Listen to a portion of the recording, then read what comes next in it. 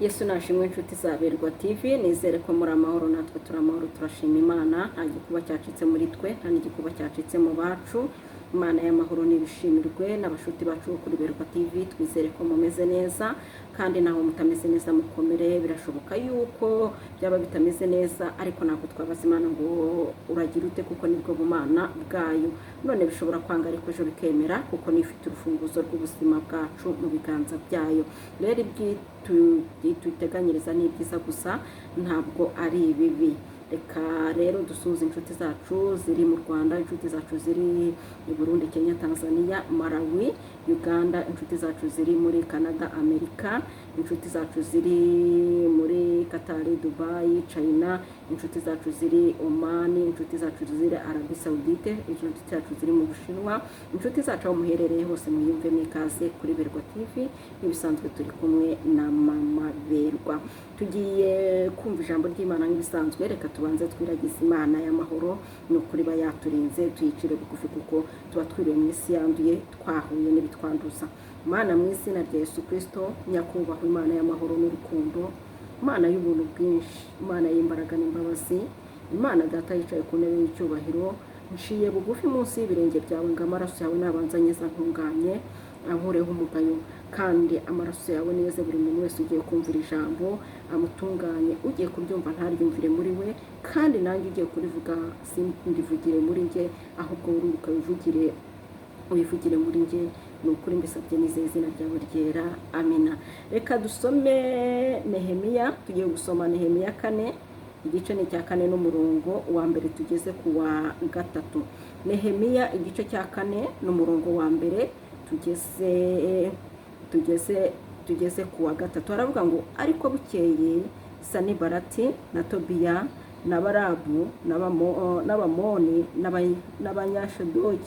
n'Abanyeshudodi bumvise yuko umurimo wo gusana inkike z'i Yerusalemu ujya imbere, kandi yuko ibyuho bitangiye kwicwa, bararakara cyane, bajya imigambi bose uko bangana ngo bajye kurwanya ab'i Yerusalemu babatere imidugararo. Ariko twebwe dusenga Imana yacu, dushyiraho n'abarinzi bo kubarinda ku manywa na nijoro.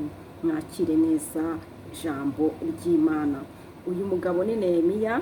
Igihe yarari mu gihugu cy'ubunyagano, yumva amakuru y'uko i Yerusalemu iwabo hasenyutse, imidugudu y'iwabo yabaye amatongo.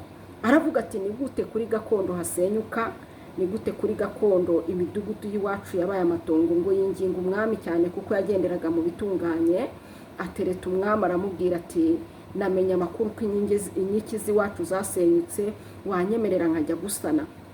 Umwami aramwemerera, ajya gusana inkike z'iwabo, ndetse amuha n'abaja n'abagaragu n'abo kumuherekeza n'abo kumufasha n'ibiti byo kumufasha. Umwami amugirira neza cyane, kuko uyu Nehemiya yari umutoni ku mwami kubw'imico ye, kubwo gusenga kwe no kubaha Imana ndetse no kubaha umwami. Ariko aza guhura n'abantu bamusubiza inyuma mu gusenya. Aza guhura n'aba bagabo ari bo Tobiya, Sanibalati ndetse na Tobiya n'Ababaramu n'Abashidodi. Baza kumva yuko inkingi z'i Yerusalemu ziri kubakwa, ziri gusanwa, bazamukwamo n'umwuka w'ishyari wo kongera gushaka gusenya. Mu buzima tubayemo cyangwa se mu isi tubayemo, dufite abantu bajya bakunda kuruswamo n'umwuka w'ishyari, ntibishimire yuko kandi ibyo uri gukora ari inyungu zacu muri rusange, cyangwa se ari inyungu zabo, kandi n'ibyo ukora bishobora guhesha ishema nabo ndetse n'igihugu ndetse n'itorero usengamo. Ariko kuko basa nkaho ariyo karemano yabo, ari imiterere mibi yabo, aba bagabo bumvise gusanwa kw'inkike z'i Yerusalemu, ngo bazamukwamo n'umwuka w'ishyari. Baravuga bati, bajya inama ngo reka tujye kubateza imidugararo.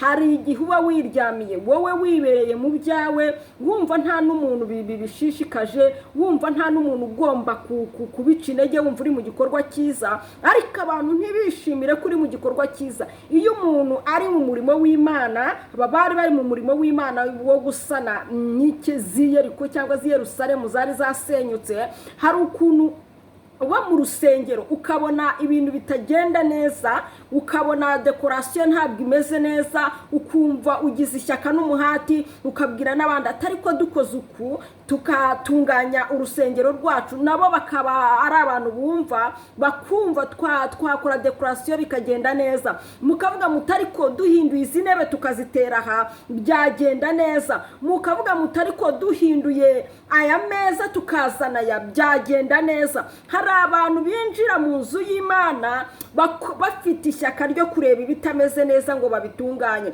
cyangwa bakinjira muri gurupe runaka, bakinjira ahantu runaka, ahantu hose hari Imana Data bafite ishyaka ry'umwami, ndetse tubikuye no mu buryo bw'Imana Data no mu buzima bwabo, bakaba bageze muri bizinesi yawe akareba akavuga atari iki kimuriye aha byagenda uko, ariko ukoze uku byagenda uko, yagera aho wubaka akavuga atari ko uhinduye pura ukoze uku byagenda uko, bafite ishyaka n'umuhati wo kuvuga ati uyu ni umukristo mugenzi wacu, uyu ni umuntu kimwe natwe, ariko reka tumugire inama. Hari abantu bateye uko. Uyu Nehemiya rero ntabwo kuba yari we mu bantu bose bari bagize i Yerusalemu, mu bantu bose bari bagize iki gihugu, Yeremiya ari muri aba bantu bajya bagira ishyaka n'umuhati ku kintu cyose, bakaba ba mbere kugikora, bakumva yuko bafite ishyaka ry'uko ibintu byagenda neza, nta zindi nyungu bitayeho, ahubwo ari uko Imana yabaremye ndetse na Mwuka Wera uba muri bo.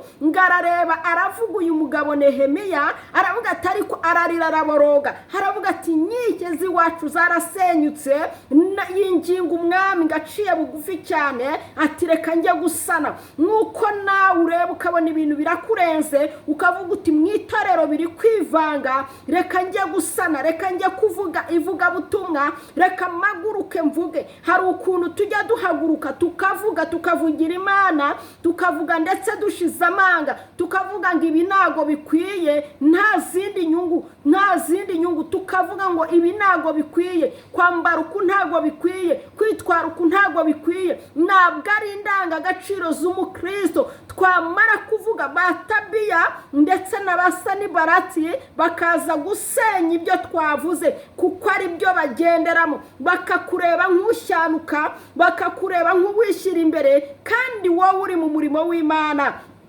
Aravuga ngo Yeremiya we komeza wubake, nubwo Tabiya na Sanibarati barimo baguca intege, ariko komeza wubake. Dore umurongo nakunze ngo ariko twebweho dusenga Imana yacu, dushyiraho n'abarinzi bo kubarinda ku manywa na nijoro. Mu gihe aba bari kujya inama yo gusenya, baje kumenya ko ibyo bari kubaka mbere barasenye, bwa mbere baragusenye muri korari, nawe urasenyuka. Oya, ongera ugaruka usenge, uce mu banyamasengesho. Niba ari muri korari ntoya jya mu nkuru. Baragusenye ubwiriza, babona bakubwira ko ibyo ubwiriza atari byo, kuko ubwiriza ibyo kwihana. Oya, ongera ugaruke, wongera uzusenge, kandi unakomeza umurimo wawe. Wahuye n'abarozi muturanye, barakuroga barakuzengereza, aba bavuze ijambo ryiza, ngo ariko twebweho dusenga Imana yacu. Haleluya. Ni ngombwa ko dusenga,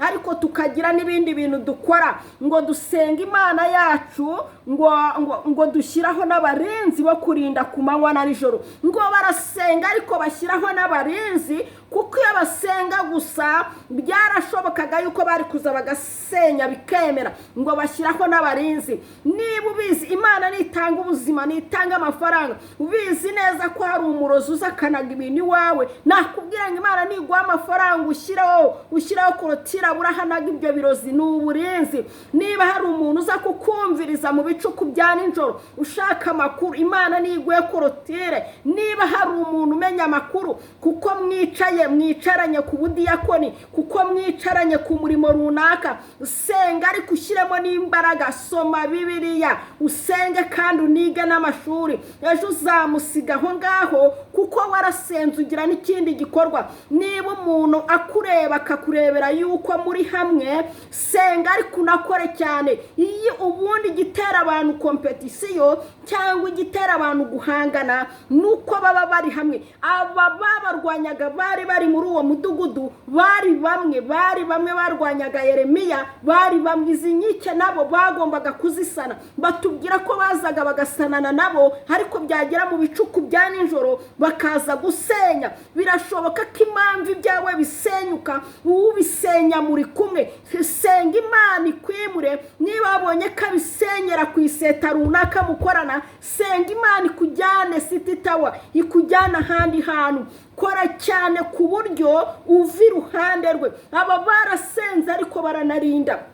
Haleluya. Shaka uburyo ukora wikure mu kibazo. Navuze ngo niba umuroza kuroga kuko nta kora cyane ushyiraho korutira burahabinyuza. Niba uri kumwe n'umudiyakoni akurwanya kuko muri abasenga cyane, unasome Bibiliya. Niba inashoboka kujya mu mashuri wige, ejo uzaba umushumba ube pasiteri, nta hantu muzaba mwongeye guhurira ngasenye. Nicyo cyatumye aba bantu basenga barangije baranakora. Hari umuhanzi waririmbye, araririmba cyane, aravuga ngo ngewe sinkora nk'abandi, nkora bucece. Aba nabo barasenze bucece, ariko bashyiraho n'abarinzi bucece, bakababirirwanye nabo, bakavuga bati mwebwe murarinda nijoro, natwe tugiye kuruhuka, ejo ku manywa natwe tuzahirirwa mu ruhuke. Ngo bubaka bafite n'inkota, ngo ariko twebwe twarasenze dushyiraho n'abarinzi. Kusenga gusa ntushyire uburinzi ku bintu byawe, n'ubusa babisenya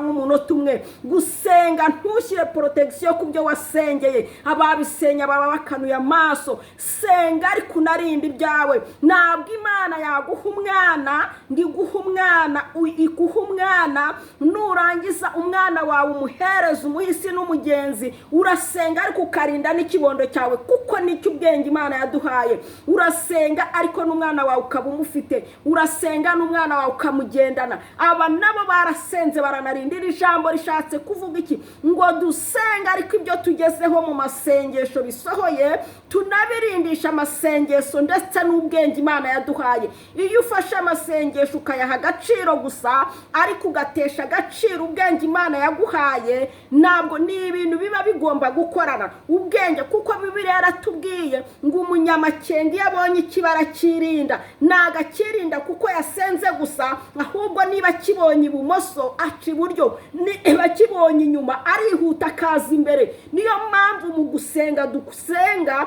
kandi tugasengana ubwenge.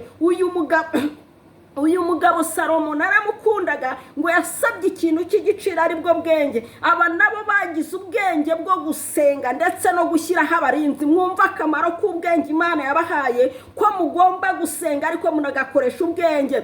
Abantu bajya basenga bakavuga ngo Mana ngo turindire amazungu Imana tushaka kuyigira n'abasekirite. Oya, senga ariko ujye ibihe n'usigara ku rugo. Niba wasenze uyu munsi hasigara umwe, undi agiye ukindi gihe, usenga ariko ugire n'usigara ku rugo. Usenge cyangwa se ushyireho na kamera, usenge cyangwa se ushyireho n'umuzamu. Ibyo byose ni ibikoreshwa n'ubwenge Imana yaduhaye. Aba barasenze bagira n'ubwenge bwo gushyiraho abarinzi. Ni ukuri koko Imana itaturindiye, ariko tugomba na byose kubishyira mu mugambi w'Imana, kuko n'ubwenge Imana yaduhaye. Muribuka ko Salomo yasabye ubwenge Imana igihe badamu babiri bazaga barwanira umwana, umwe yapfuye, akakoresha ubwenge adasenze. Hari ahantu bisaba ko dukoresha ubwenge Imana yaduhaye. Haravuga ngo mbese umwana n'uwari, aravuga ati noneho uyu mwana ngiye kumutanyuramo kabiri,